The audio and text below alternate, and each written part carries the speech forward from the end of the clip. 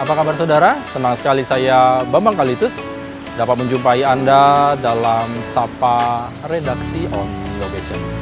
Pada kesempatan kali ini Sapa Redaksi on Location akan mengunjungi warga masyarakat Muslim Bali, tepatnya di Masjid Al-Muhajirin Pekaon Pemogan Denpasar dan juga Masjid Al-Hikmah Kertalangu Denpasar.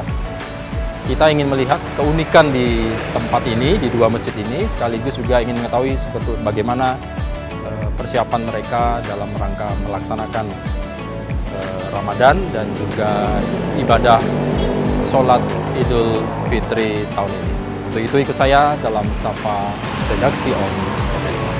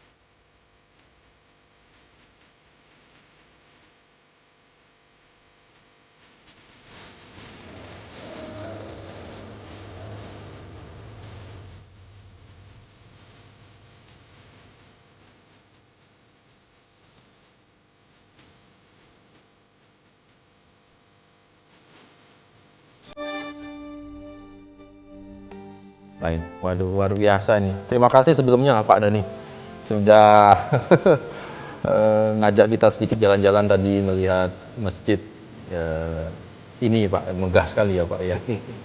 Mudah-mudahan kita dalam keadaan selalu sehat ini. Luar biasa.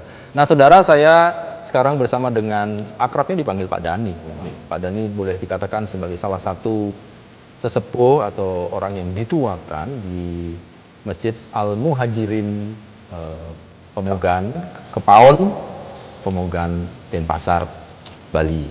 Nah, Pak Dhani ini kan kalau kita ngomong tentang kampung Islam Kepaon ini kan sudah banyak yang boleh dikatakan salah satu ikon Islam, ikon Muslim yang ada di Denpasar. Kalau kita sedikit melihat dari sejarah mungkin Pak, kalau tidak salah kan memang tidak pernah lepas keberadaan sejarah dari kampung Islam Kepaon ini dengan kerajaan Pemecutan gitu ya Pak. Kalau sedikit flashback sejarahnya secara umum seperti apa sih Pak, sebetulnya hubungan eratnya ini seperti apa? Iya, ini di Kepaon ini tidak bisa dilepaskan dari Puri Pemecutan. Karena ada dari Pemecutan itu, ada dari putrinya itu yang masuk Islam. Karena menikah dengan seorang Muslim, raja dari Blambangan, Cakraningrat keempat. Kemudian mereka menikah dan masuk agama Islam. Jadi keluarga Pemecutan atau keluarga Kerajaan Badung dulu dikatakan itu ada yang memilih agama Islam sebagai agamanya karena menikah. Itu sebabnya kenapa orang Kepaon ini ada hubungannya dengan Puri Pemecutan. Jadi memang ada pertalian perkawinan ya Pak ya, waktu itu akhirnya salah satu putri dari Puri mualaf boleh dikatakan itu. Dan itu sampai dengan sekarang berkembang terus dan hubungannya sangat baik, sangat dekat. Sampai Pak Dhani. Dengan hari ini hubungan antara Kepaon dan Pemecutan itu terus terjalin dengan harmonis. Jadi kalau ada umpamanya upacara di Pemecutan, itu sudah dapat dipastikan bahwa orang Kepaon itu diundang tuh datang ke Pemecutan. Begitu juga sebaliknya. kalau di Kepaon ini ada acara apapun di kampung ini, jadi Raja Pemecutan, Pemecutan ke-11 itu, Iya, iya. pasti diundang. Seperti contoh, nanti kan ada takbir keliling, yang buka itu ya Raja Pemecutan. Raja Pemecutan. Itu tradisi dari dulunya, Pak? Tradisi dari dulu. Selalu dihadirkan? Selalu dihadirkan. Oh, luar biasa ya. Jadi memang turun-temurun sampai sekarang tuh tidak lepas hubungan itu. Akhirnya menjadi, boleh dikatakan, hubungan darah lah, boleh dikatakan, karena ada perkawinan itu ya, Pak. Ya, sampai dengan saat ini tetap terjalin dengan baik. Mudah-mudahan untuk seterusnya. Iya. Nah, kemudian kan kita lihat ada juga semacam kesenian yang selalu ditampilkan oleh umat dari Kepaon ini, gitu ya Pak. Semacam tari-tarian itu ya Pak. Itu sebetulnya tari apa namanya Pak? Itu namanya tari rodat. Tari rodat. Jadi itu gimana ceritanya tuh Pak kalau boleh tahu? Menggabungkan antara gerak, tari dan lagu. Dalam kesenian rodat itulah tercermin etnis yang ada di Kepaon. Dari segi gerak, itu banyak gerak bela diri. Itu dari etnis Bugis. Lagu-lagu, banyak syair-syair, itu dari etnis Melayu. Kemudian gerakan tarinya dari etnis Jawa dan etnis Bali sendiri. Jadi mencerminkan etnis yang ada di Kampung Islam Kepaon, tarian rodat itu. Oh, itu kapan ditarikan pada saat apa Pak biasanya?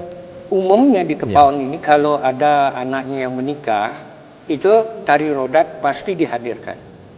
Artinya begini, di Kepaon itu bagaimanapun meriah pesta pernikahan seorang anak, ini tidak akan meriah kalau tidak dihadirkan rodat. Jadi itu sudah menjadi ini itu orang Kepaon itu yang jelas sesederhana pun harus ada rodat dan orang menganggap acara itu bagus. Oh gitu ya. Jadi tradisi yang melekat. Jadi apabila dalam kita membuat sebuah kegiatan atau acara, misalnya perkawinan, kalau nggak ada itu kok kayaknya kurang. Dan itu juga dibawa kemarin kalau setiap ada undangan dari Raja Pemecutan, Puri Pemecutan. Ya, ini ceritanya begini. Karena gimana? Saya sendiri sebagai saksi hidup bahwa ketika pelantikan Raja Pemecutan ke-11, pelantikan pada tahun berapa? Saya lupa itu tahunnya. Kesenian rodat hadir di sana. Oleh panitia, kesenian rodat diurutkan di belakang dengan kesenian-kesenian lain. Begitu beliau keluar akan menuju pura Nambangan Badung yang di sebelah Puri itu, kemudian beliau mengatakan begini, silakan rodat di depan. Kesenian rodat yang paling di depan. Dia yang mengapih saya, itu ceritanya kalau bahasa Bali itu yang mendampingi sampai dengan di pura. Gitu. Jadi mulai dari itu sudah ada. Nah, sehingga apapun upacara di Puri Pemecutan, rodat sudah dapat dipastikan diundang. Dan terakhir ketika beliau meninggal, kesenian rodat pun hadir di sana memberikan penghormatan yang terakhir kepada Raja Pemecutan ke-11. Jadi memang boleh dikatakan sebagai penghargaan, apresiasi dari kampung Islam Kepaon ini kepada Raja, kepada Puri itu persembahan tarian itu. Karena tarian itu adalah keagungan yang kita punya ya Pak ya. Sampaikan. Dan itu diberi tempat yang sangat luar biasa oleh Puri Kepaon. Sampai hari ini juga. Tetap jalan Pak Dhani? Iya, alhamdulillah tetap jalan. Nah Pak Dhani, nanti saya ingin tanya, kan bagaimana sejarah Kampung Jawa, boleh dikatakan ini kan di dalam Kampung Jawa, kalau tempat lain kan ada yang namanya bukan kampung gitu Pak ya, kalau nggak tanya di Serangan itu kan kampung Bugis gitu. Di sini dibilang kampung Islam gitu ya, bukan kampung Jawa gitu. Tapi habis ini ya Pak Dhani ya, kita akan lanjutkan. Baik saudara, jangan kemana-mana, kita akan lanjutkan setelah yang satu ini.